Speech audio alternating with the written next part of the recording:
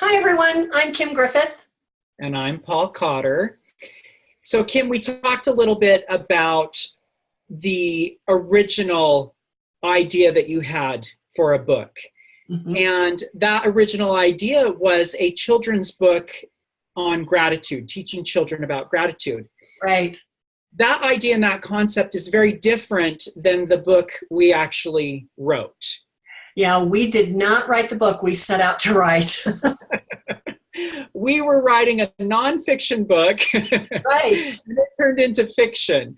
It was kind of funny, the process, because when I said I'd help you write the book, it's funny to think about it because I don't have any children. I'm not a teacher, but I had thought in my mind, well, I have all these educators in my family, mom, aunt, our teachers, we're teachers, and I have nieces and nephews, and certainly I can interview them and find out anything that we need to know as we go along.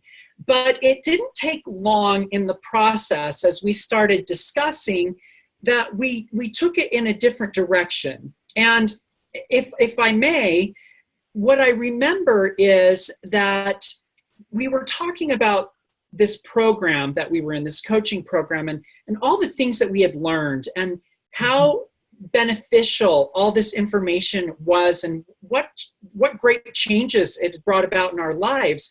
And we thought, what if we could help people realize this stuff at an earlier age? Right, exactly. What if we could teach kids how to think before they reached adulthood? And that was a really intriguing idea.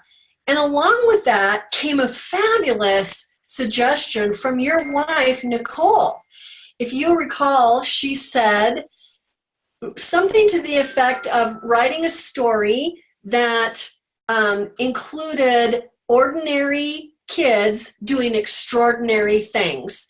And that really got my mind going. And I thought, how could we do that? How could we create some ordinary kids doing extraordinary things? And I do my best thinking in the car. I don't know why, but I do. I think a lot in the car. And I was driving across town and I got this idea about 6 kids who had a superpower in the mental faculties, the 6 mental faculties. And I was so excited about it, I picked up my cell phone and I called you. Do you remember?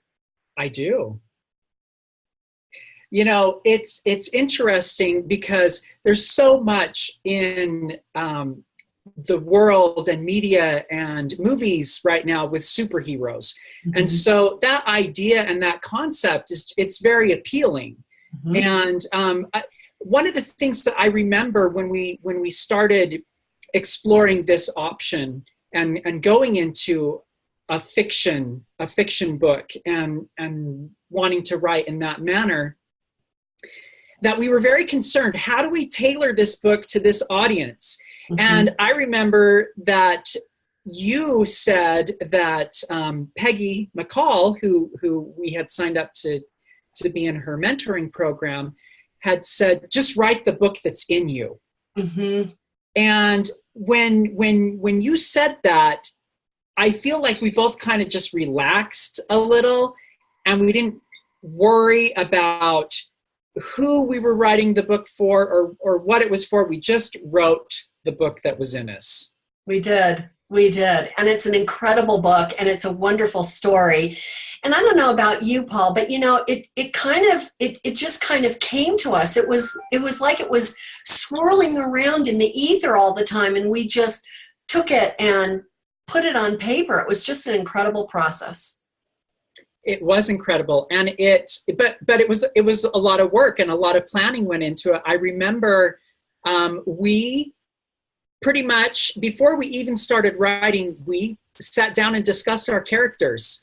We did. Names. We found pictures online that we associated with them. We wrote about their characteristics, their personalities, their strengths, their weaknesses, all of that stuff, so that we would know where we were going in this book. Yes, exactly. So I am very grateful to you, Paul, for being so excited about that idea, because it created a wonderful book. And your reaction is what I remember the most, when I told you the idea and you said, that's the book we should write. And so we did. Very nice.